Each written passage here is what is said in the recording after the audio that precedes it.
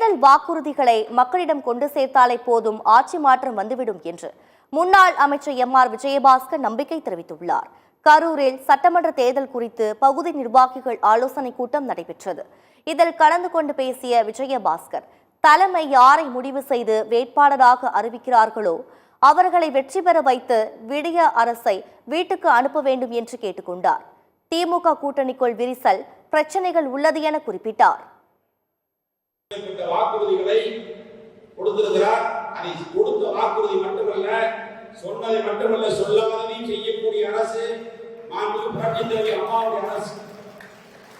இந்த மாதிரியான ஒரு வாக்குறுதி கொடுத்து ஏமாந்த அரசு தமிழக வரலாற்றில் இதுவரைக்கும் கிடையாது.